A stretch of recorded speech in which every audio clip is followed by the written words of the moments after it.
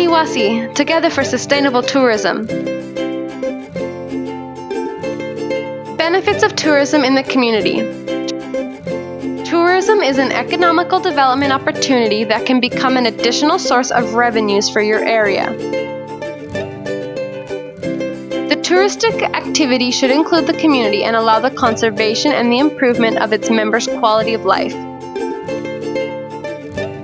How to include the community.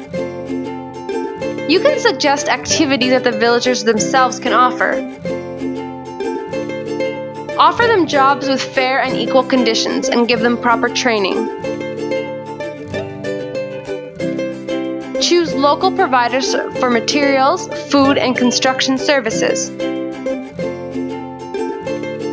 It's also important that you teach the management of money so that these additional revenues can be used for investing, protection, and training projects. Apart from the economic empowerment, inclusive and responsible tourism will contribute to the reduction of poverty, the appreciation of ancestral knowledge, and strengthening of local pride.